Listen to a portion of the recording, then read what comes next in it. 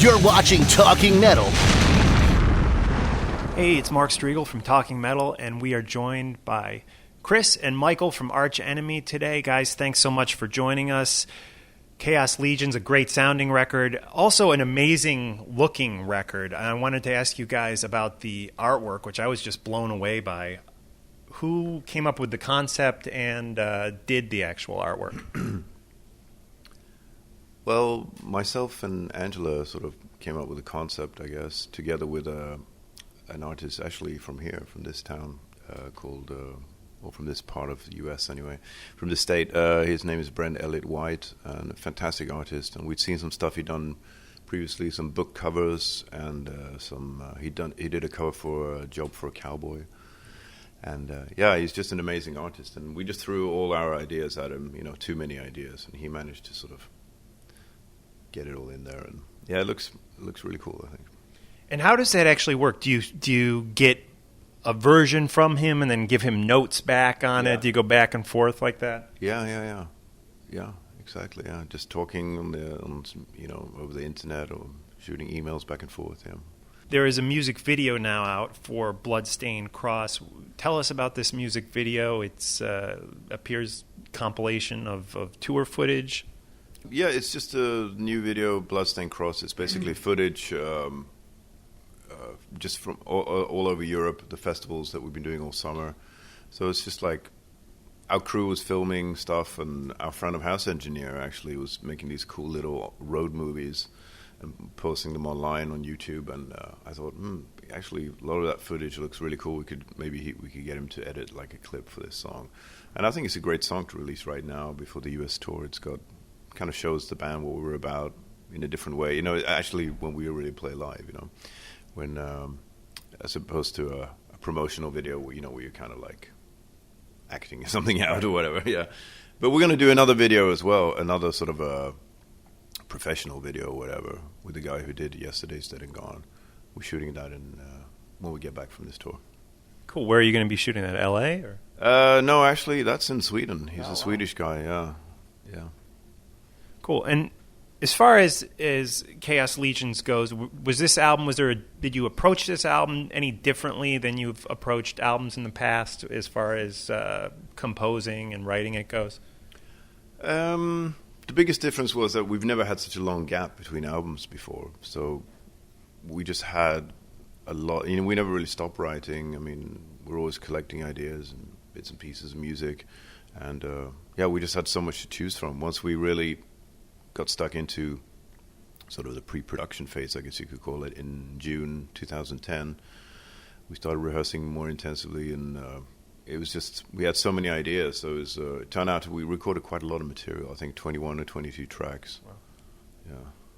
Not all of it's mixed yet. Actually, not all of it went on the final album. But there was a lot of ideas. And so that was the biggest difference probably. Because sometimes you kind of, in the past, we haven't had that much time to prepare, so you're kind of scrambling to get those last couple of tracks finished and arranged and looking to how to finish it off. But this time we were just kind of spoiled for choice. And do you think those unfinished tracks, if you will, unmixed tracks, will at some point be released? Absolutely, yeah. We just need time to sort of now we've sort of hit the touring thing, and it's hard to focus on that as well. But we're planning on probably doing an EP or something next year. Something special release. Cool. And Chris, who did you work with producer-wise on this record? We produced most of it ourselves. We had an engineer in the town where we live, a local studio, and that's where we recorded everything. Then we mixed. A guy in England called Andy Sneap mixed the album, did the final mix. The tour is really just getting underway here. Baltimore last night? Yeah, that's right. That was the first day of the tour? That was the first day, so it was very, a bit chaotic. Just scram. We fly in here, it's a bunch of hire gear or loaner gear or stuff we get from our company that endorse us and stuff like that. So it's just a bunch of new stuff, and you got to sort of big puzzle, you got to spread out, put it all together, and like guitars aren't set up yet and stuff like that. Exactly, and it was all a bit last minute, so we just kind of exactly, setting up a guitar backstage right before we go on stage and stuff like that. But it was actually, for a first show, I thought it was very successful. It was certainly a great warm up to tonight, which is already the second show is already in New York City. And speaking of gear, what kind of gear? Obviously, the Dean. What amps are you using now, Michael? We're both using Marshall amps right now, yeah, which has been working great, and just various bits and pieces, yeah. And what about tuning? There's do you guys drop down a full step, or are you tuned differently for different songs? It's the same tuning for the whole set as the tuning that we've used for years and years, which is just a standard tuning. It's standard C tuning, so yeah. So it is, it's a lower tuning, but it's not super low compared to we used to be in low B tuning as well, yeah. And Chris, you just tweeted the other day that you are starting work on another solo record. Is that correct? Yeah, that's right. I started recording a few weeks ago. Well, it's going to be kind of broken up because we're touring a lot now, promoting the new Arch Enemy album. But yeah, that's something I'm going to be doing. And what kind? Will this be like an instrumental record or no? No, it's vocals. Okay. But a lot of instrumental parts as well. And I'm looking to release that hopefully in the spring. And it's going to be more hard rock, metal, heavier than my last album. Cool. So, looking forward to that. Cool, me too. Michael, you and especially Angela have been outspoken, I would say, atheists, if you will, letting people know that you are not religious, non-believers, if you will.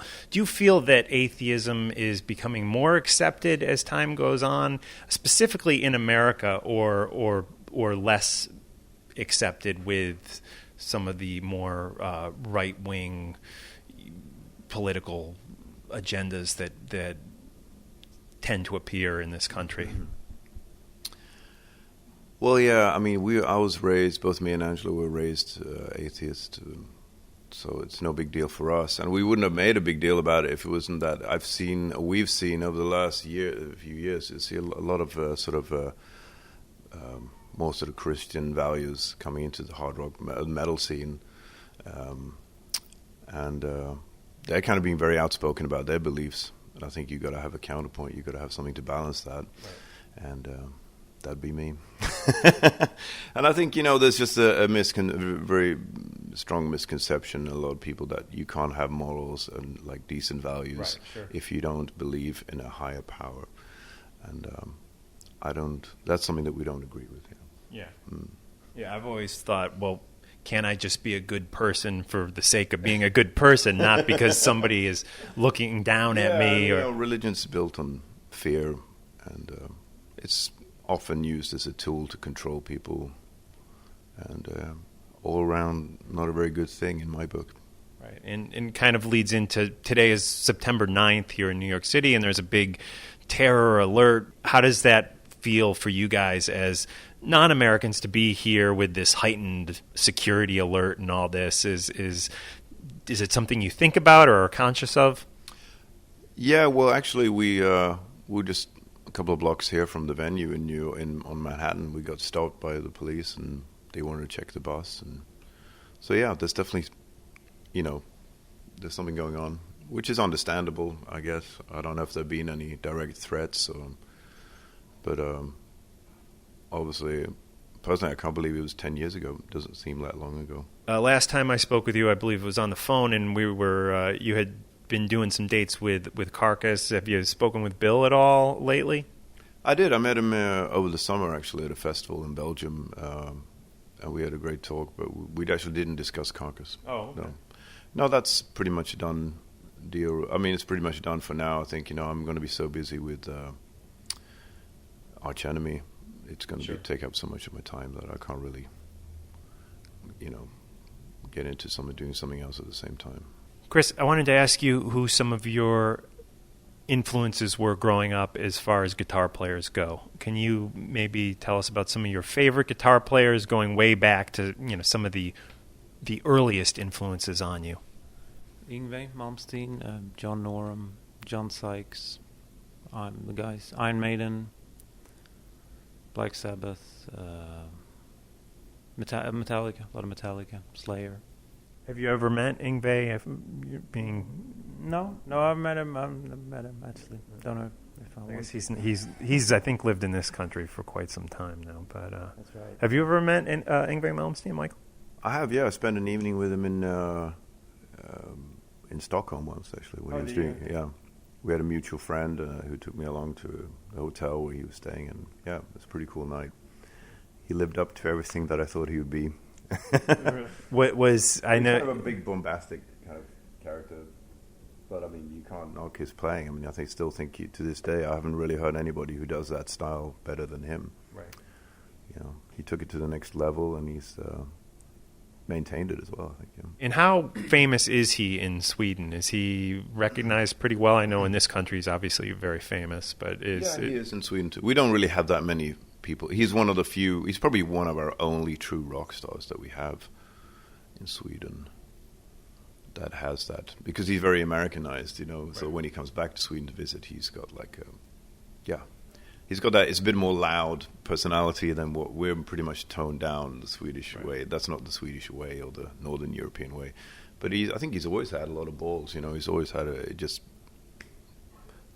knew what he wanted to do and just achieved that, which is more rare in Sweden, I think. So I think he made the right choice moving to America. It's a better place for him. Would you guys ever consider moving to America? You never know. Not for reasons like that. I mean, I think now that it's a different plane. You know, when he started out, for instance, the story is sending the tape to Guitar Player magazine and go discover. I mean, there's all pre-internet, so pre-globalization, if you will, of popular culture. Now you can. You know, I mean, Arch Enemies, we're just a subculture of music, but, you know, we can tour all over the world globally and have success and still be based in Sweden. You know, it's not an issue. So it's never really been something that we've... I don't think it's really like that anymore, that you have to move to that city to make it or to that. I don't think it's quite like that anymore. Not in the style that we're in anyway. Right. Hey everybody, this is Michael Amon from Arch Enemy, and you are watching Talking Metal.